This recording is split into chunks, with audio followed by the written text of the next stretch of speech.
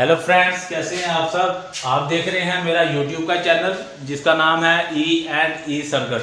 आज की जो हमारी वीडियो है इसमें मैं आपको सीरीज और पैरेलल सर्किट के ही बारे में बताऊंगा। जैसा कि मैंने आपको अपनी पिछली वीडियो के अंदर सीरीज और पैरेलल सर्किट की एक एग्जांपल हल करके बताई थी, जिसमें मैंने आपको बताया था कि अगर सीरीज और पैरेलल सर्किट हमारे पास दोनों एक साथ आ जाएं तो हम उसको कैसे हल कर सकते हैं। तो आज की जो वीडियो के अंदर मैं आपको एक और एग्जाम्पल जो है उससे सीरीज पैरेलल सर्किट को भी हल करने का तरीका बताऊंगा कि अगर हमारे पास कोई और टाइप का सर्किट आ जाए, कोई और टाइप की डायग्राम आ जाए, तो उसको हमने कैसे हल करना है ताकि आप कोई भी कॉम्प्लिकेटेड सर्किट को देखकर कंफ्यूज ना हो, क्योंकि सीरीज पैरेलल सर्किट बिल्कुल भी मुश्किल नहीं होता। तो इससे पहले कि मैं आपको अपनी दूसरी एग्जाम्पल के बारे में बताऊं, सबसे पहले जिन्होंने अभी तक मेरा चैनल सब्सक्राइब नहीं किया और बेल आइकॉन पर क्लिक नहीं किया वो जल्दी से चैनल को सब्सक्राइब कर ले। तो आज की जो हमारी वीडियो है इसमें मैं आपको एग्जाम्पल 2 जो है वो हल करके दिखाऊंगा कि जो दूसरी एग्जाम्पल है उसको हम लोग अगर हो किस तरह की हमारे पास डायग्राम हो तो उसको हम लोग किस तरह से हल कर सकते हैं। तो सबसे पहले यहाँ पर जो है मैं यहाँ पर रेजिस्टेंस ले लेता हूँ। यहाँ पर ये जो है 3 रेजिस्टेंस मैंने ले ली हैं। यहाँ पर जो है एक और रेजिस्टेंस जो है मैं इस तरफ करके ले लेता हूँ। यहाँ पर जो हमारे यहाँ वोल्टेज वगैरह आ जाएंगे, इसको हम लोग VT कह लेते हैं। और जो है इसके हम लोग R1 R2 R3 और इसको हम लोग R4 कह लेते हैं। और जो है अब हम लोग जो है इसके मैं पैरेलल के अंदर एक रेजिस्टेंस और लगा देता हूँ। इसको हम लोग जो है R5 कह लेते हैं कि हमारे पास जो रेजिस्टेंस नंबर है वो R5 है। और इसके साथ जो है यहाँ पर थोड़ा सा मैं सर्किट को और कॉम्प्लिकेटेड करता चलूँ आपकी सहूलत के लिए, जिससे आपको समझने में आसानी रहेगी। यहाँ पर जो है मैं एक और 2 रेजिस्टेंस जो है इसके पैरेलल के अंदर यहाँ पर मैंने लगा दी है, जिसको हम लोग R6 और R7 का नाम दे देते हैं। अब जो है ये हमारे पास सीरीज और पैरेलल सर्किट आया। अब आप सोच रहे होंगे कि इस तरह का सर्किट तो मैंने इससे रिलेटेड सर्किट लास्ट वीडियो में भी आपको करके दिखाया था, आपको उसके बारे में समझाया था। तो इसके अंदर मैं थोड़ा सा एक और चीज़ ऐड करता चलूँ आपकी सर्किट को मज़ीद कॉम्प्लिकेटेड करने के लिए कि यहाँ पर जो है मैं एक और रेजिस्टेंस जो है इन तीनों के पैरेलल में भी लगा देता हूँ, जिसको हम लोग R8 का नाम दे देते हैं। अब जो है ये हमारे पास एक सर्किट बन चुका है। इसकी मैं आपको वैल्यूज वगैरह भी यहाँ पर लिख देता हूँ कि अगर हमारे पास क्या क्या वैल्यू हो तो हम लोग इसको कैसे हल। R1 की जो वैल्यू है मैं यहाँ पर 3.5 ओम लिख देता हूँ। R5 की जो हमारे पास वैल्यू है ये मैं 5 ओम लिख देता हूँ। R2 की वैल्यू भी मैं 5 ओम लिख देता हूँ। और जो हमारे पास R3 है इसकी वैल्यू मैं 4 ओम लिख देता हूँ। यहाँ पर R6 और R7 की वैल्यू मैं बतरतीब 8 ओम लिख देता हूँ। जबकि यहाँ पर जो R8 है हमारे पास इसकी वैल्यू 10 ओम कर देता हूँ और R4 की वैल्यू 11 ओम कर देता हूँ। ये जैसा कि यहाँ पर हमारे पास सब रेजिस्टेंस की वैल्यू भी आ गई हैं और हमारे पास डायग्राम भी एक बन चुकी है। तो यहाँ पर जो है हमने इसकी RT मालूम करनी है कि इसकी टोटल रेजिस्टेंस क्या होगी हमारे पास। तो आइए इसकी टोटल रेजिस्टेंस इस सर्किट की मालूम करते हैं कि हमारे पास क्या आएगी और इसको हम लोग कैसे हल करेंगे। तो सबसे पहले जैसा कि मैंने आपको पिछली वीडियो के अंदर बताया था कि सबसे पहले हमने सर्किट को सिंपल से सिंपल करने की कोशिश करनी है कि सर्किट को हम सिंपल से सिंपल किस तरह से कर सकते हैं। तो सर्किट को सिंपल करने के लिए सबसे पहले हम इस पैरेलल सर्किट को हल करेंगे। ठीक है, इस पैरेलल सर्किट को हल करके देखते हैं कि हमारे पास क्या जवाब आता है। यहाँ पर जो है हम लोग पैरेलल सर्किट को हल करने के लिए यहाँ पर मैं RT इधर लिख देता हूँ कि हमने जो है वो मालूम करनी है। पैरेलल सर्किट को हल करने के लिए यहाँ पर जो है मैं इसकी कोई भी अमाउंट इसको R10 का नाम दे देता हूँ। और जब हम लोग इसको पैरेलल के अंदर हल करेंगे 1/R5 प्लस 1/R2 और जब हम लोग इनकी वैल्यू लिखेंगे वो हमारे पास 1/5 प्लस 1/5। जब हम लोग इसको हल करेंगे तो हमारे पास जो R10 की वैल्यू आएगी वो आएगी 2.5 ओम। जी हाँ जी, यहाँ पर R10 की जो हमारे पास वैल्यू आएगी वो आएगी 2.5 ओम। तो यहाँ पर पॉइंट भी है, ये 2.5 ओम हमारे पास जो है R10 की वैल्यू आएगी। अब जो है इसी सर्किट को मैं यहाँ पर भी नीचे ड्रा करता हूँ ताकि हम देख सकें कि हमारा सर्किट कितना सिंपलीफाई हुआ है। यहाँ पर जो है हमारे पास इसी तरह ये रेजिस्टेंस भी आ जाएगी। इन दोनों को जब हम हल करेंगे तो हमारे पास एक रेजिस्टेंस बन के आ जाएगी। ये जो है हमारे पास पैरेलल के अंदर ऐसे ही रेजिस्टेंस रहेगी। यहाँ पर हमारे पास वोल्टेज आ जाएंगे VT, जिसको हम लोग नाम दिया था, और यहाँ पर जो है हमारे पास एक और रेजिस्टेंस आ जाएगी। यहाँ पर जो थी हमारे पास R1 थी, यहाँ पर हमारे पास R10 आ गई इस वक्त, जिसको हमने हल किया। यहाँ पर R3 थी, R6 और R7। यहाँ पर इनकी वैल्यू मैं लिख लूँगा कि क्या क्या इनकी वैल्यू हमारे पास मौजूद थी। इसकी जो R10 की वैल्यू हमारे पास आई थी वो आई थी 2.5 ओम। R1 जो हमारे पास थी 3.5 ओम, और इधर जो थी हमारे पास 11 ओम थी। और इसी के पैरेलल के अंदर एक और रेजिस्टेंस हमारी लगी हुई थी, इसकी वैल्यू थी 10 ओम।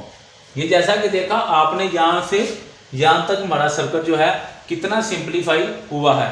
अब जो है इसके बाद जो है अब हम लोग देखेंगे फर्दर, इसको सिंपलीफाई करेंगे कि हम लोग कैसे कर सकते हैं। हमारे पास ये 3 रेजिस्टेंस है सीरीज में, R1, R10 और R3। हम लोग इसको लेके हल करेंगे कि हमारे पास अगर हम लोग इसको हल करेंगे तो हमारे पास क्या वैल्यू इसकी आएगी। इसको हल करने के लिए हम लोग इसका R11 इसको नाम दे देंगे, is equal to R1 plus R10 plus R3।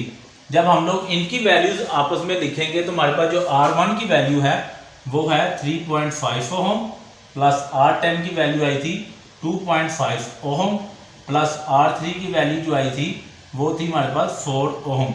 जब हम लोग इसको हल करेंगे तो हमारे पास जो R11 की वैल्यू आएगी वो आएगी हमारे पास यहाँ पर 10 ओम।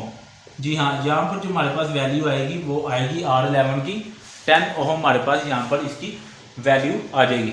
अब जो है इसको, इस सर्किट को देखेंगे कि हमारा ये सर्किट कितना सिंपलीफाई हुआ है और कितना नहीं हुआ।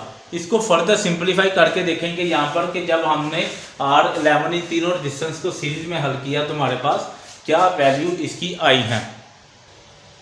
जैसा कि यहाँ पर मैंने अभी आपको R11 की हमने टोटल वैल्यू, टोटल रेजिस्टेंस और निकाली थी, वो हमारे पास आई थी R11 की, वो हमारे पास यहाँ पर आई थी 10 ओम। जब हम लोग इसी सर्किट को मज़ीद सिंपलीफाई करेंगे तो सिंपलीफाई करके देखेंगे यहाँ पर जो है हमारे पास ये तीनों रेजिस्टेंस का जो कुल आया था वो आया था 10 ओम। और यहाँ पर जो हमारे पास बाकी रेजिस्टेंस बची थी पैरेलल के अंदर हमारे पास ये वो आ जाएंगी। यहाँ पर हमारे पास VT, और यहाँ पर भी एक रेजिस्टेंस थी हमारे पास 11 ओम। जबकि यहाँ पर ये हमारे पास इसका नाम आ जाएगा, हम लोग R11 लिख देंगे जिसकी वैल्यू थी 10 ओम। एक रेजिस्टेंस जो थी इसी के पैरेलल में हमारे पास लगी हुई थी जिसकी वैल्यू भी थी 10 ओम। यहाँ पर R6 थी 8 ओम, R7 थी 8 ओम, जबकि R4 जो हमारे पास थी वो थी 11 ओम। तो ये हमारे देखें कि किस तरह से इससे भी फर्दर हमारा जो सर्किट है वो मज़ीद सिंपलीफाई यहाँ पर हो चुका है। अब जो है हमारे पास ये देखें, अब ये भी रेजिस्टेंस पैरेलल में है और ये वाली भी रेजिस्टेंस जो है हमारे पास यहाँ पर पैरेलल के अंदर मौजूद है। अब जो है हम लोग इस पैरेलल रेजिस्टेंस को और इस पैरेलल रेजिस्टेंस को भी हल करेंगे और देखेंगे कि इसको फर्दर हम लोग सिंपलीफाई करें तो हमारे पास इनकी क्या क्या वैल्यू आती है। सबसे पहले जो है हम लोग इस सर्किट को ले लेंगे, इतने हिस्से को R11 और R10 को 10 ओम जो इसकी रेजिस्टेंस है इसको लेके हम लोग देखेंगे कि हमारे पास क्या वैल्यू आती है। तो यहाँ पर हम लोग इसको भी कोई नाम दे लेते हैं, इसको हम लोग R12 का नाम दे लेते हैं। जब हम लोग इसको भी हल करेंगे तो हमारे पास R4 प्लस 1 ओवर R5 या 6 इसकी 5 सॉरी हमारे पास इसकी रेजिस्टेंस की अमाउंट थी वो आ जाएगी। इसकी हम लोग यहाँ पर वैल्यू लिखेंगे कि R4 की हमारे पास वैल्यू है 10 ओम, प्लस 1 ओवर R5 की वैल्यू भी थी 10 ओम। और जब हम लोग इसको फर्दर हल करेंगे तो हमारे पास जो इसकी R12 की टोटल रेजिस्टेंस आएगी वो हमारे पास यहाँ पर आएगी 5 ओम। हमारे पास जो है R12 की रेजिस्टेंस आ जाएगी। इसके बाद हम लोग इस रेजिस्टेंस को इस पैरेलल सर्किट को लेके चलेंगे और हल करके देखेंगे इसकी हमारे पास क्या वैल्यू आती है। इसको हम लोग R13 का नाम दे देंगे और इसी तरह इसका फार्मूला हमारे पास 1 over R6 plus 1 over R7 है। जब हम लोग इनकी वैल्यूज़ भी यहाँ पर लिखेंगे तो हमारे पास 1/R6 की वैल्यू है 8 ओहम प्लस 1/R7 की जो हमारे पास वैल्यू है वो भी है 8 ओहम। जब हम लोग इसको आपस में डिवाइड करेंगे और प्लस करके देखेंगे कि हमारे पास क्या वैल्यू आती है, वो आएगी हमारे पास 4 ओहम। हमारे पास जो है इसकी R13 की वैल्यू हमारे पास यहाँ पर आएगी। तो जो है अब इसको फर्दर R12 की वैल्यू और R13 की हमारे पास यहाँ पर वैल्यू आ गई है। इसको हम लोग जो है मैं आपको मज़ीद सिंप्लीफाई करके दिखाऊंगा कि अगर हम लोग इसको मज़ीद सिंप्लीफाई करें तो हमारे पास क्या वैल्यू आएगी। इसको मैं मज़ीद सिंप्लीफाई करने के लिए यहाँ पर मैं आपको इधर R12 हमारे पास है 5 ओहम और R13 हमारे पास यहाँ पर है 4 ओहम। यहाँ पर जो है मैं इनकी वैल्यू जो है वो लिख देता हूँ कि हमारे पास R12 की और R13 की क्या क्या वैल्यू आएगी। हमारे पास यहाँ पर R12 5, R13 4 ओम, ये जो है हमारे पास इनकी वैल्यूज़ आई थी। इसको जो है मैं यहाँ से रफ करके इसको मैं मज़ीद सिंप्लीफाई करूँगा सर्किट को, कि हमारे पास इस हल करने के बाद सर्किट किस तरह का बचेगा। वो हमारे पास बचेगा जब हमने इन दोनों को हल किया तो ये एक रेजिस्टेंस हमारे पास बन गई। इन दोनों को भी जब हल करेंगे तो एक रेजिस्टेंस बन जाएगी। यहाँ पर जो है हमारे पास VT है, यहाँ पर एक और रेजिस्टेंस हमारे पास आ जाएगी। ये जो रेजिस्टेंस थी हमारे पास, इसको हमने नाम दिया था R12 का, ये हमारे पास आई थी 5 ओहम, और इसको हमने नाम दिया था R13 का और ये हमारे पास आई थी 4 ओहम, जबकि R4 की हमारे पास वैल्यू है यहाँ पर 11 ओहम। ये जैसा कि अब आपने देखा हमारे पास बिल्कुल सिंपल सा एक सर्किट यहाँ पर हमारे पास बन गया है। और यहाँ पर ये अगर आप गौर करें तो ये हमारे पास एक सीरीज सर्किट बन चुका है, क्योंकि यहाँ पर करंट के गुजरने का सिर्फ और सिर्फ एक ही रास्ता बना हुआ है। तो ये देखें, जैसा कि पैरेलल सर्किट को सिर्फ पैरेलल सर्किट को हल किया तो एंड में हमारे पास इसको हल करने के बाद बिल्कुल सिंपल सा एक सीरीज सर्किट बन गया है। अब जो है हमने RT की वैल्यू, क्योंकि हम लोगों ने यहाँ पर मालूम करनी थी, तो RT की वैल्यू मालूम करने के लिए जो है हम लोग वही फार्मूला यूज करेंगे, RT equal to R12 plus R13 plus R4। R12 की जो हमारे पास वैल्यू है वो है हमारे पास 5 ओहम, R13 की जो वैल्यू है वो है हमारे पास 4 ओहम, और जबकि R4 की जो हमारे पास वैल्यू है वो है 11 ओहम। जब हम लोग इसको आपस में जमा करेंगे तो हमारे पास जो वैल्यू आएगी RT की वो आएगी 20 ओहम। यहाँ पर हम लोग फर्दर सिंप्लीफाई करें तो हमारे पास जो सर्किट बने RT जो है हमारे पास 20 ओहम आएगी।